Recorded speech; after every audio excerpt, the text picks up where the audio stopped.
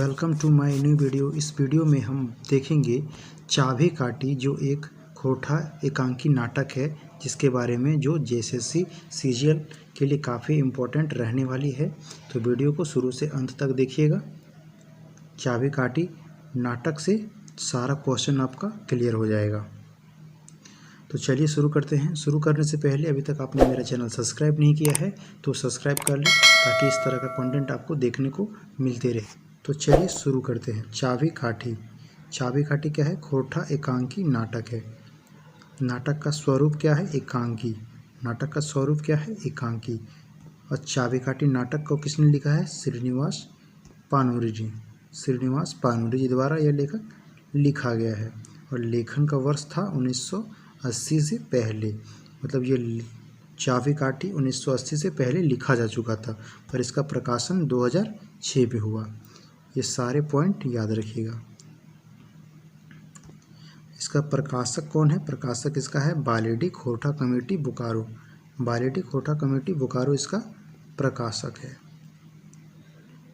और इसका संपादक कौन है? संपादक है गिरधारी गोस्वामी आकाश खूंटी। भूमिका लेखक भी इसका गिरधारी गोस्वामी आकाश खूंटी है। प्रकाशन में आर्थिक सहयोग लीलाराम रवानी झोंपुरो बोकारो। नाटक का स्वरूप अभी मैंने बोला, नाटक का स्वरूप क्या है? एकांकी है। नाटक का स्वरूप क्या है? एकांकी है। और इस नाटक में अंकों की कुल संख्या क्या है? इस नाटक में अंकों की कुल संख्या है 1। नाटक में कुल अंकों की संख्या है 1। और टोटल दृश्यों की कुल संख्या इसमें है 20। और इसमें कुल 19 पात्र हैं। जिसमें कि 14 पुरुष पात्र हैं और 5 स्त्री पात्र हैं। तो सबसे पहले जान लेते हैं पात्रों के नाम। पुरुष पात्र में सबसे मेन जान लेते हैं सबका नाम। शंभू कौन है? एक क्रांतिकारी युवक है। कालूराम कौन है? बाहर से आकर बना साहूकार जमींदार खलनायक। बाबा कौन है? गांव का एक बूढ़ा बाबा है। नाती कौन है? गांव का एक जिज्ञासु लड़का। रत्तीराम कौन है? शहरी युवक।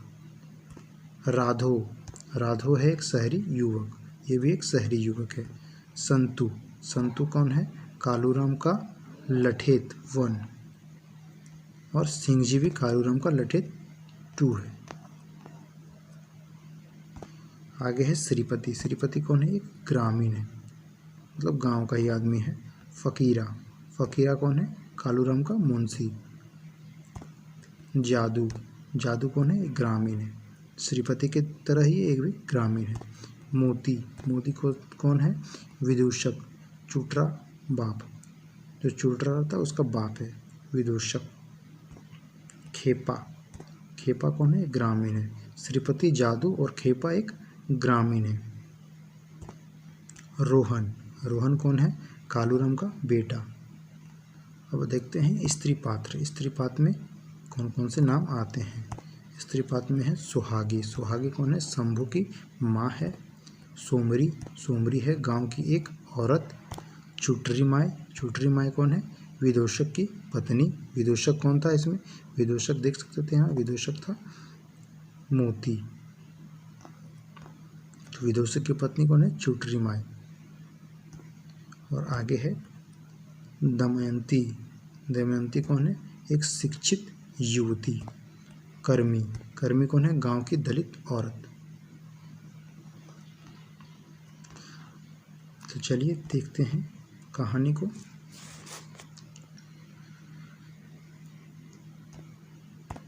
चाभी काठी कहानी का सार संक्षिप्त कथा वस्तु।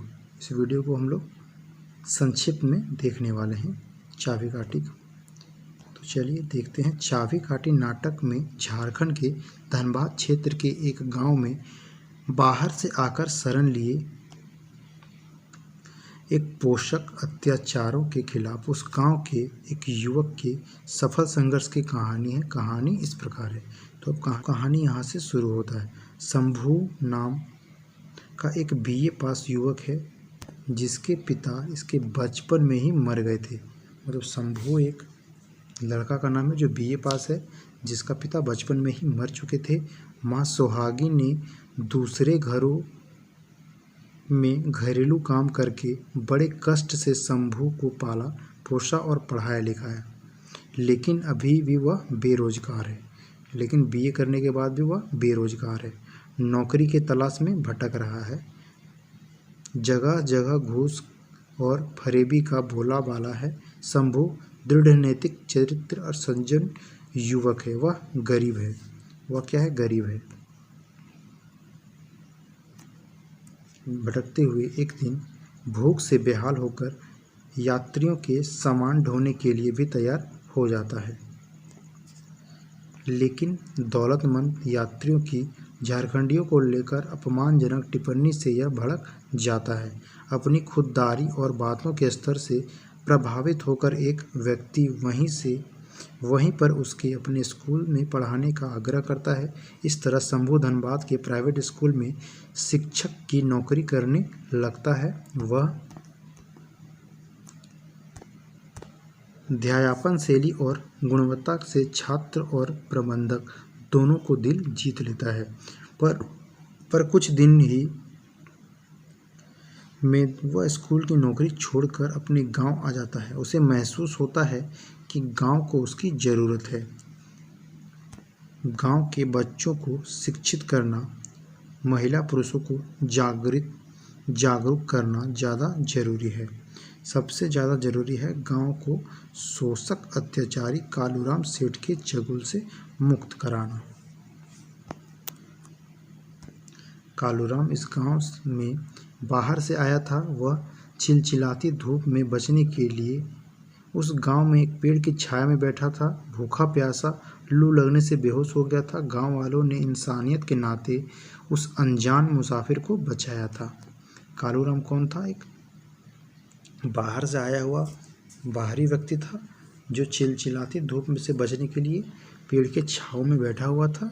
भूखा प्यासा भी था। तो गांव के लोग उसे इंसानियत दिखाते हुए बचाया था। कालूराम के पास कुछ भी नहीं था। गांव वालों ने भटकता मुसाफिर समझकर उसे पनाह दे दी। नौजवान था, काम चाहिए था। गांव वालों की मवेशियों को चरवाही काम दिया जाता था। इसके बदले में उसे घर घर से खाना और साल भर की कुरेद यानी मजदूरी के रूप में धान दिया जाता था। साल भर में इकट्ठा धान की सूद में बैठाने लगा। मतलब जो धान उसे मिलता था उसको सूद में बैठाने लगा। सूदखोरी से काफ़ी कमाई करने के लगा। चरवाही छोड़कर पहले भंवरी फिर राशन दुकान बन गया। महाजनी और चलने लगी। आसपास के गांवों में भी उसकी तूती बोलने लगी। छल प्रचत से गांव के गरीब किसानों की जमीन हड़पने लगा। लठेत गुंडे पालकर लोगों पर काफ़ी अत्याचार करने लगा। चुनाव में लोगों को डरा धमकाकर मुखिया पद पर जीतकर काबिज हो गया। उसकी दबंगई बढ़ जा रही थी। गांव के लोग उससे काफ़ी त्रस्त थे। शंभू इस कालूराम के शोषण अत्याचार से लोगों को छुटकारा दिलाने के लिए आंदोलन छेड़ देता है। साथ ही लोगों को जागरूक करने के लिए उसे साक्षर करने, महिलाओं को हाथ का हुनर सिखाने का प्रबंध करता है। गांव के लोगों को दुख बीमारी में सेवा भी करता है। गांव में स्कूल खोलने की व्यवस्था करता है। शंभू के कामों को क्रांतिकारी विचारों से गांव के लोग काफ़ी प्रभावित होते हैं। उसके आह्वान पर गांव के सभी त्रस्त लोग कालूराम के खिलाफ गोलबंद होते हैं। कालूराम का एकमात्र बेटा रोहन बाप की काली करतूतों से आजिज होकर घर छोड़कर कहीं और चला गया था। वह भी लौट आया और शंभू के समर्थन में खड़ा होकर आखिर कालूराम को एहसास होता है कि उसकी नहीं चलने वाली है, तो उसका हृदय परिवर्तन होता है। वह गांव को छोड़कर काशी चला जाता है। गांव की चाबी काठी यानी स्वामित्व मालिकाना फिर गांव के लोग को मिल जाता है। गांव में बाबा नाती जैसे पात्र कालूराम के इस गांव में आने की कहानी बताते हैं। वहीं चुटरा बाप चुटरी माई के द्वारा पश्चिमी संस्कृति की गांव में घुसपैठ पर व्यंग किया गया है। दमयंती नामक शिक्षित युवती गांव की औरतों को जागरूक करने में शंभू का साथ देती है। कर्मी कालूराम के लिए दलाली काम करती है। सोमरी अत्यंत गरीब महिला है जिससे अपने बीमार बेटे के इलाज के लिए कालूराम को अपनी ज़मीन बंधक रखी थी। कालूराम उस ज़मीन को लौटाने से इनकार कर देता है। तो कहानी यहीं पे ख़त्म होती है। कहानी कहीं भी अगर समझ नहीं आए तो रिवाइंड करके वीडियो को देख लीजिएगा। तो मिलते हैं नेक्स्ट वीडियो में। Thanks for watching.